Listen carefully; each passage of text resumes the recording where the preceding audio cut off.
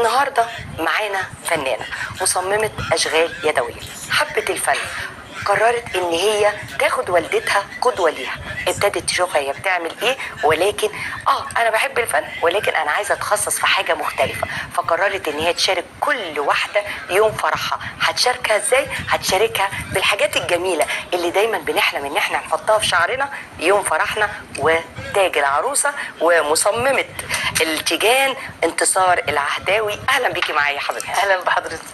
استاذه انتصار، يعني قولي لي كانت بدايتك ازاي؟ بدايتي اولا انا نشأت لقيت والدتي كانت شغاله بتعمل للعرايس الهدوم بتطرزها يعني بالخرز والحاجات دي، فطول عمري بقى كنت شايفه في شغل عندنا في البيت من الحاجات دي، فحبيت الموضوع ده من والدتي الله يرحمها.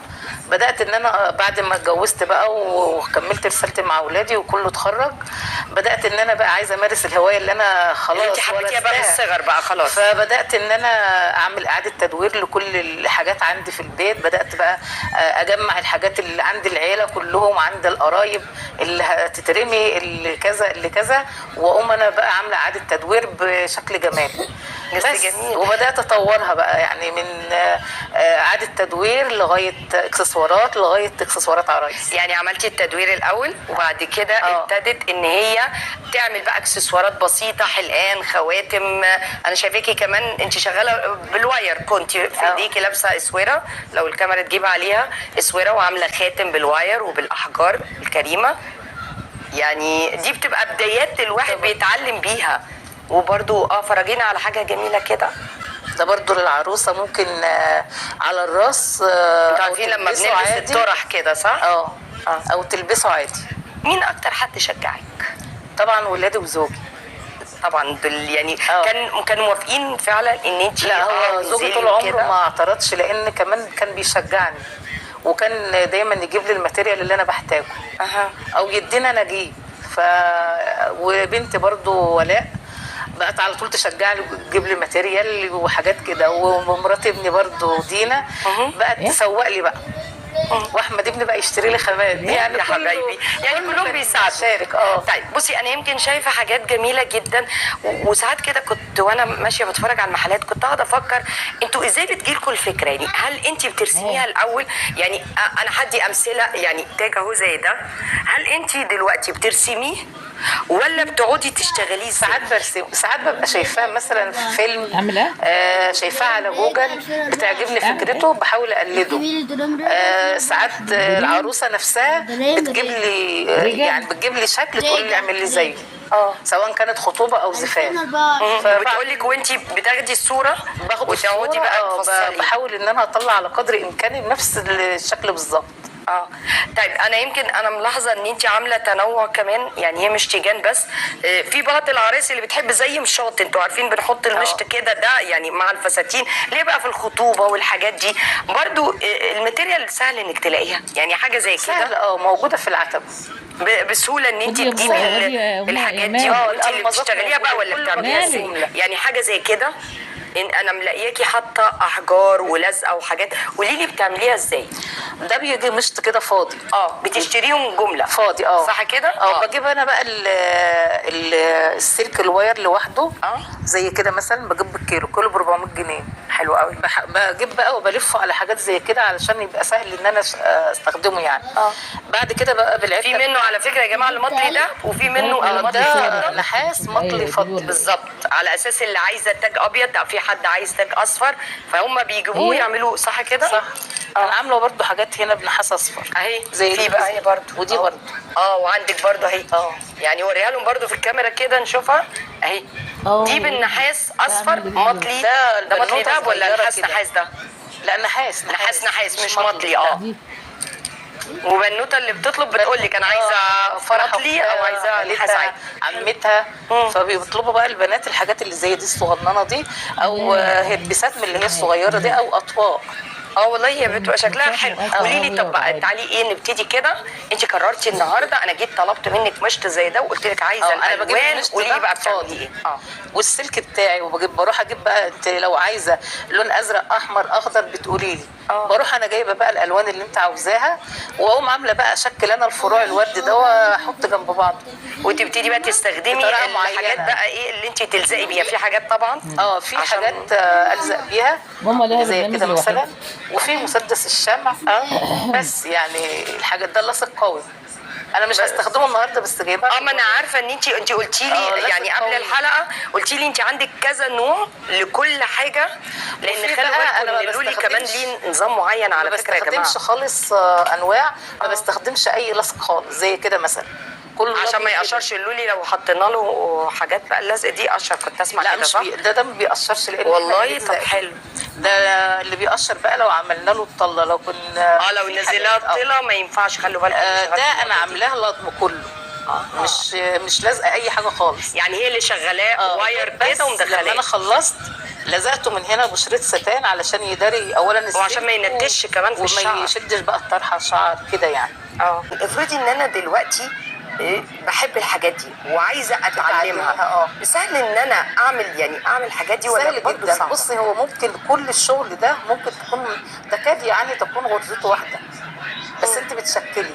يعني ممكن ان انا اشتغل هي غرزه زي كده مثلا، يعني دي انا عملت فرع اهو 3، ممكن ان انا اعملها وحدات، ممكن ان انا اعملها 2، 4، 5، فده بقى بيرجع حسب ما انت يعني الواحد المفروض ان هو اللي يبدع يعني.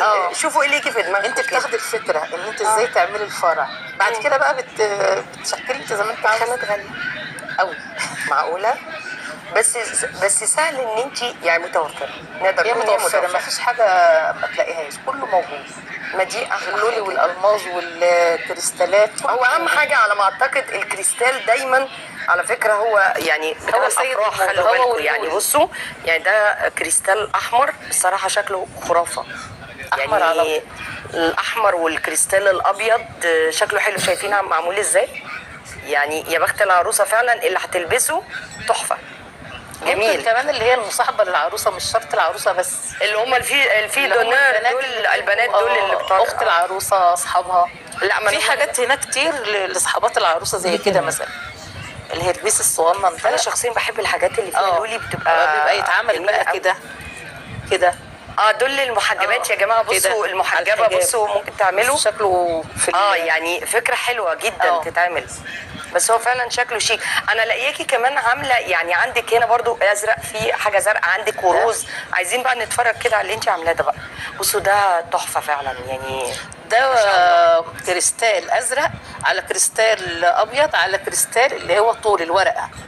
دي ورقه كريستال ده خارج النجف. ده كان طالع موضه قوي زمان على فكره يا جماعه، وكانوا بيستخدموه مش في الاكسسوارات بس، حتى على الهدوم كل حاجة. لما كانوا يحبوا بقى يبقى صح. كانت العروسه تحب قوي، وكان يبقى الفستان ده شيك جدا لما يتعمل على الفستان خارج النجف، دي حاجه مش سهله. عملي بقى بياخد منك قد ايه التاج ده علشان تعملي؟ يعني انا لو طلبت منك حاجه، في حاجه هنا انا شايفاها تحفه باللولي، مش عارفه انتوا معايا ولا لا؟ ده ممكن ياخد مني 4 ساعات. ده فظيع، ده فعلا حلو قوي يعني، شكله شايفين مش عارفه هو واضح ولا لا، بس يعني هو فعلا حلو قوي. ده ياخد منك 4 ساعات متواصل ولا يعني ايه؟ يعني انت ما بتشتغلي، انت قررتي بقى تعملي اروق مثلا واجي اعمل تاني كده يعني. ممكن ابقى بادئه وفي شكل معين في دماغي، لكن اول ما بمسك التاج وابدا اشتغل اغير خالص اللي انا كنت بادئاه. يعني مش شرط ان انت تمشي على اللي انت فكرتي فيه في الاول. ايه شرقتي سلامتك، معلش حبيبتي سلامتك. طيب يعني احنا بالنسبه لنا حاجه زي كده، هي بتجيب اللولي، بتجيب الواير اللي هو مطلي فضه، وبتجيب طبعا دي اوكي، وبتبتدي ان هي تشتغل. ده على فكره هربيس بس على تاج، على طوق، مش تاج. هو طوق على فكره اللي هو بتاع البناويت الحلوين اللي بيتلبس. هربيس على تاج على طوق. اوكي. طيب احنا بقى ده بقى اللي تاج، ورينا بقى. التاج اللي هو يبقى واقف. ايوه التاج ده، التاج اللي هو بيبقى كده بيتحط للعرايس اهي كده، صح؟ لا ده بتاعك انت الاحلى، ده انا مش، بس هما بصراحه تحفه. ده حاجه زي كده، لا تحفه. بصي اللولي يجنن. طب يعني انا شايفه ده برضو في شغل، يعني انا حاسه ان ده لا تقعدي فيه. ده بقى اللزقه ده جديد، اضطريتي. اللي فوق ده. لكن اللولي انا عاملاها بسلك ومدككاه ولفاه. بصوا هنا يا جماعه، يعني هي ايه مستخدمه اهو الواير فيه زي ما انتم شايفين. طيب انا عايزه بصي عايزه اتفرج عليكي كده وانت بتشتغلي. ماشي. احنا جبنا السلك زي ما قلت لكم. أيوة. ولفته على حاجه زي كده.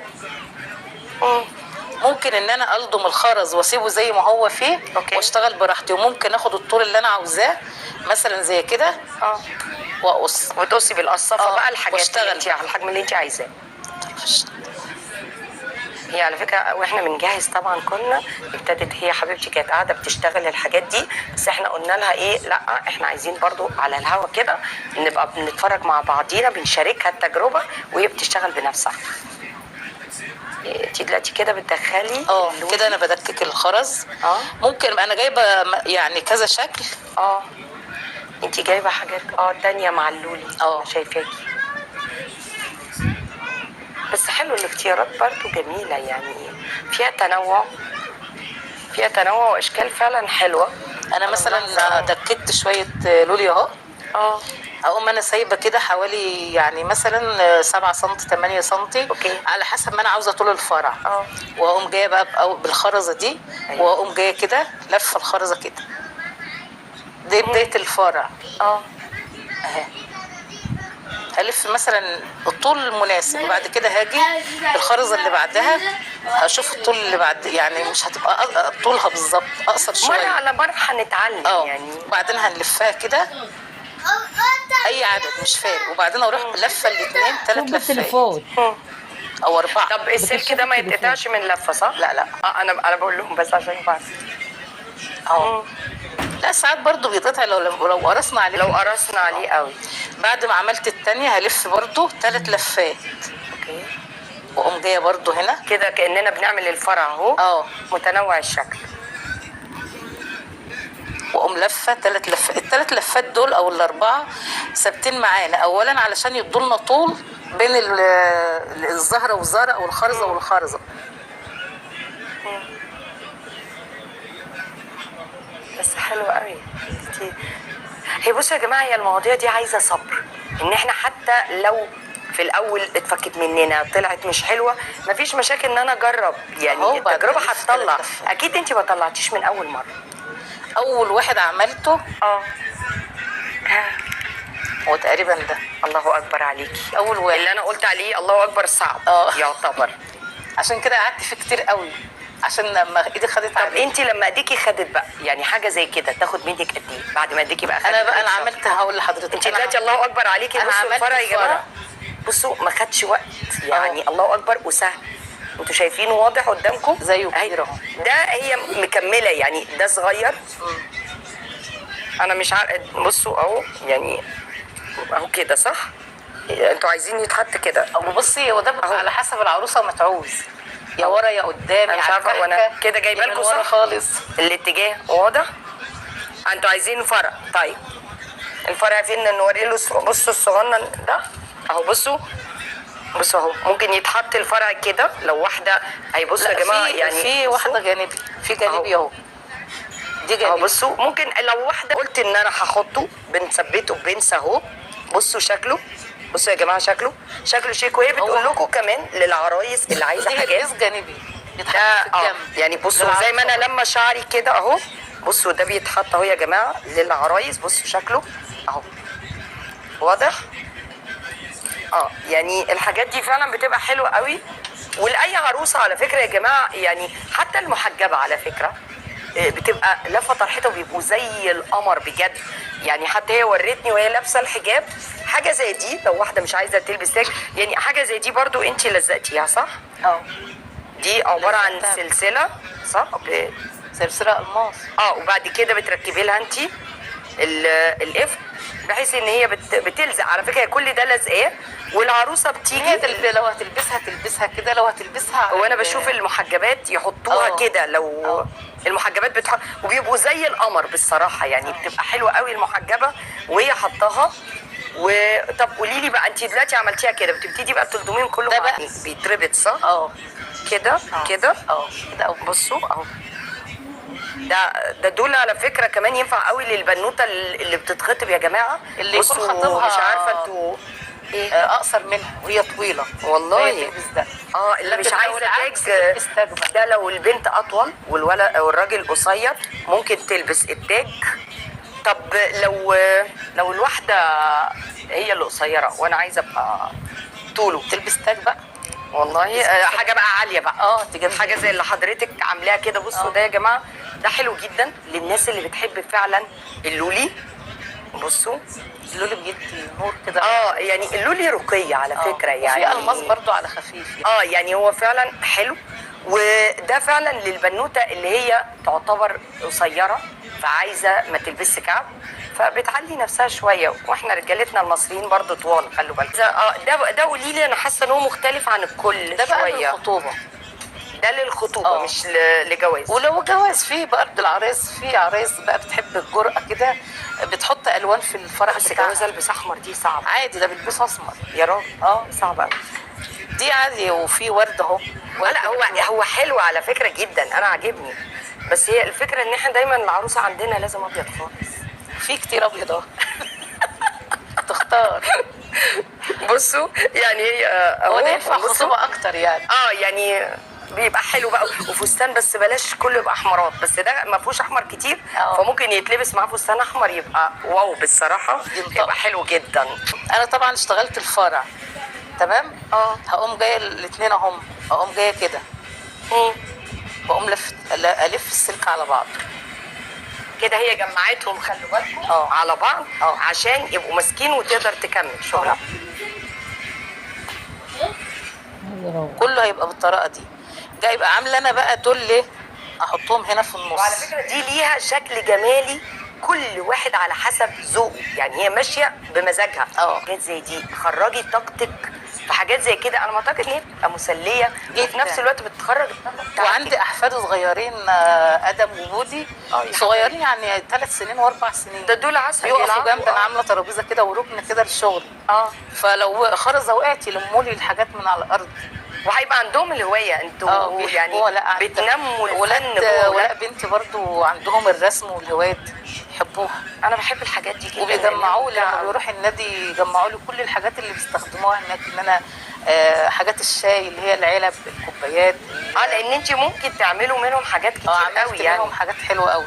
على فكره يا جماعه الكوبايات كمان لو انتوا عايزين تعملوا عليها الحاجات دي في طريقه لزق باذن الله برضو في حلقات قادمه هنحاول نوريكم ازاي تستخدموا اللزق والاحجار، وازاي ممكن اي حاجه في بيتك تجدديها.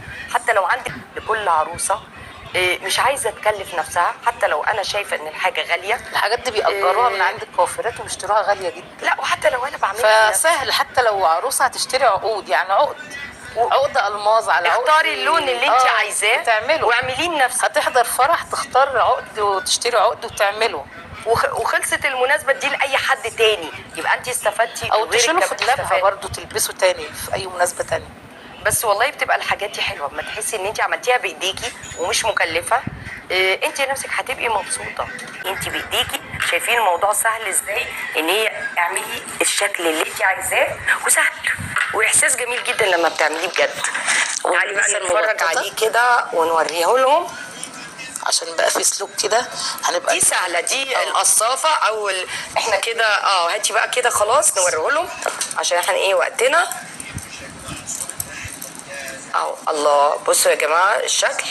بصوا اهو، ده الشكل النهائي اللي هي عملته بجد. يعني انا سعيده بيكي جدا. بشكر طبعا المصممه الجميله انتصار العهداوي، وبشكرك على التيجان الجميله وربنا يوفقك. وتعالوا طبعا برنامجنا لسه ما انتهاش، احنا لسه عندنا حاجات تانية عايزين نتفرج عليها.